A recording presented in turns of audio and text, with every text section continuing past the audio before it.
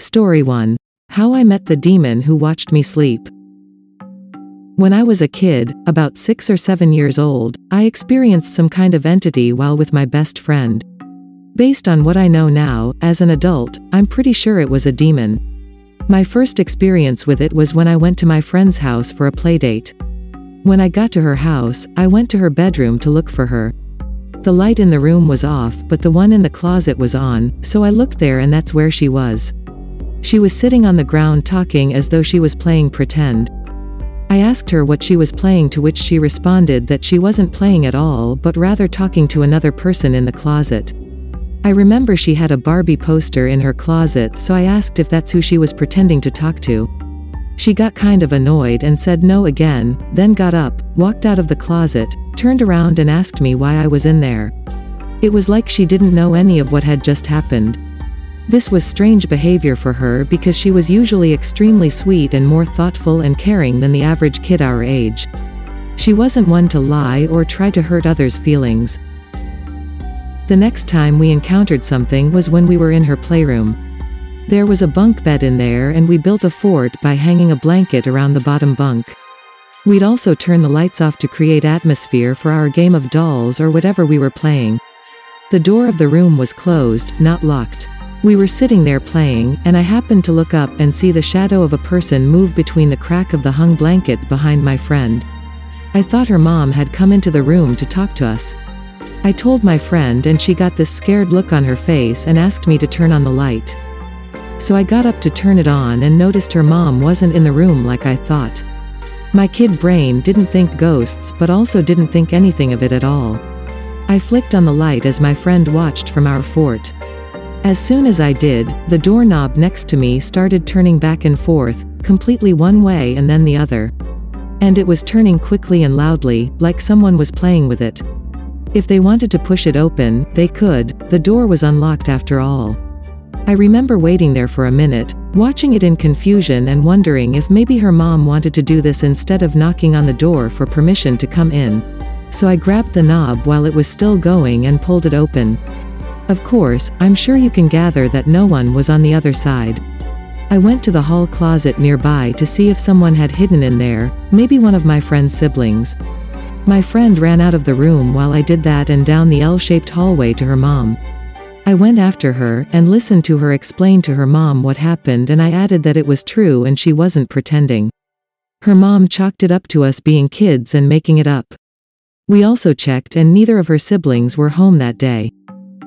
This was the last experience I vividly remember, but not the end of the story. A couple of years after it happened, my family moved away and I lost touch with my friend.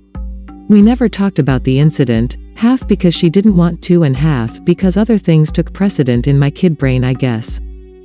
Fast forward about 17-ish years later, my friend and I are adults now and she moves out to the town I live in. We agree to meet and catch up. I am pretty forward, so I didn't wait long to ask her about the things that happened. Through the years, I realized more and more how wild the experience was and told friends and family about it. I also looked up things like the doorknob moving to see if there was an explanation. I never found one. Anyways, my friend answered my question with a simple, "Yeah, I remember that." I was actually going to bring it up because there was a part of it you didn't know, but I wasn't sure if you'd be too scared to hear it. I insisted I was fine. She told me that when we'd have a sleepover at her house, she woke up in the middle of the night every time and saw a shadowy woman with deep red eyes and something on her head, either a hat or a large bun hairstyle. She never ran to get her parents or screamed, and she still doesn't know why. She says she'd just put the blanket over her head and try to fall back to sleep. She said that when I moved away, the lady stopped showing up. When her brother moved out to go to college, she took over his room in the basement. She uncovered a Ouija board in his closet while clearing out his old things, so she suspects that this is what caused the activity. She told me that when we'd have a sleepover at her house, she woke up in the middle of the night every time and saw a shadowy woman with deep red eyes and something on her head, either a hat or a large bun hairstyle. She never ran to get her parents or screamed, and she still doesn't know why. She says she'd just put the blanket over her head and try to fall back to sleep. She said that when I moved away, the lady stopped showing up. When her brother moved out to go to college, she took over his room in the basement. She uncovered a Ouija board in his closet while clearing out his old things, so she suspects that this is what caused the activity. Story 2. A cool investigation. I was called by a lady who swore that her cat was possessed. I was incredibly skeptical but very curious. According to the lady, her cat would suddenly start screaming at the top of its lungs. It would do this crazy-looking slow-motion walk while tilting its head at weird angles. If she tried to approach it when it did these things, it would lash out at her with its claws. After having one of these spells, it would hide but not relax. Its tail would swing wildly and it growled to itself for up to an hour. As strange as all of this sounded, I spoke to one of my team members who is very sensitive. After hearing the story, she insisted that we investigate. We arrived at the residence at around 4:30 p.m. The lady gave us a tour of the house and introduced us to the cat. It was a standard 3-halves ranch-style home and we found nothing creepy about it. The cat was cool, very affectionate, and really took to my fellow investigator. She spent a couple of hours alone with the cat while I got the paperwork and formalities done with the lady. She invited us to investigate the home that night as she had a date, then worked the 11 p.m. to 7 a.m. shift at the local hospital. She left for her date around 7:30 p.m. and we began our formal investigation.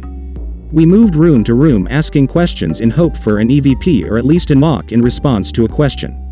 We had no activity until at 11:30 p.m. the cat started screaming in the master bedroom.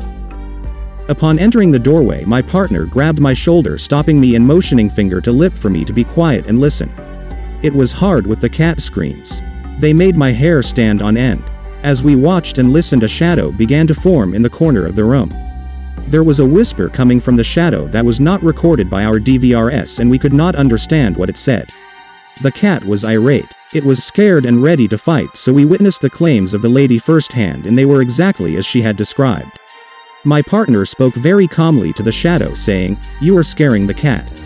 I don't think you mean to, so if you leave this room and go into the bedroom across the hall, we will help you." We turned and entered the smaller bedroom and sat quietly on the bed waiting to see what would happen. A few moments later, my partner grabbed my arm and pointed at doorway into the spare bathroom shared by the two smaller bedrooms. I could clearly see a humanoid shape with no features, but it was blacker than the dark. This teammate and I had worked together many times and had a routine that we followed. I told the entity that everything was okay, the cat's calm now and we want to know how we can help. It slowly moved through the doorway and slightly into the room. At that point I heard through my DVR the word, "kitty." While recording, I always plug in an earpiece so I can hear what is being recorded in real time. I asked if it was trying to pet the kitty and it stretched out its arm pointing toward the master bedroom where the cat was. I asked if it wanted to hurt the kitty and almost immediately heard a sigh and whimper. I asked again if it wanted to hurt the kitty and stated that in order for us to help it needed to answer. My partner told me a minute later that it answered. She sensed that it indicated that it only wanted to pet the cat. She also sensed that this was the spirit of an adolescent male and she thought that in life he had some type of developmental issue. While we spoke, the entity seemed to sway slightly back and forth, but it did not go anywhere. It seemed that it was listening to our conversation. I once again spoke to it, saying that it had scared the cat and if it wanted to pet it that it would have to make friends with it. I explained that if it would just sit still and speak to the cat that it would learn that you don't want to hurt it. Eventually the cat will come to you and let you pet it. A moment later the cat appeared in the hall doorway and sat down calmly. No one spoke or even moved, including the spirit. A few moments later the cat joined us on the bed. I spoke to it calmly and my partner scratched its neck and head. As I looked back up from the cat at the spirit, I noticed that it was gone. We experienced nothing else that night and locked up the house and left. 2 days later my teammate called me very excited. She had researched the property and found that a young man who had Down syndrome had died on the property when he had fallen out of a treehouse. We gathered our evidence and met the lady the following day. I played her all of the recordings of us talking to the spirit so that she would understand what exactly had happened. When she heard me tell the spirit how to make friends with the cat, she began to cry. She told us that only that morning the cat was on the bed in the smaller bedroom. It was purring very loud and moving its head like someone was scratching it.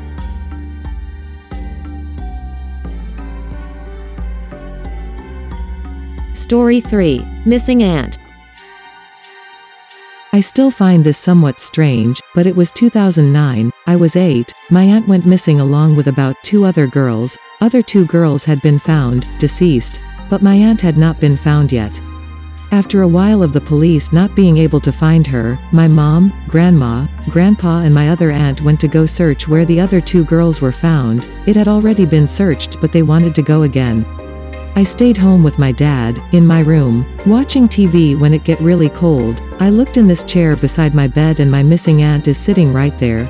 Only thing she said was, "They're coming." I still have no idea what that meant, but after, I got scared and ran out of my room, told my dad. Not even 2 minutes later my dad got a call from my mom saying they found her. Still freaks me out to this day. Thanks for watching. Let us know your thoughts in the comments section. And please like and subscribe to help support the channel.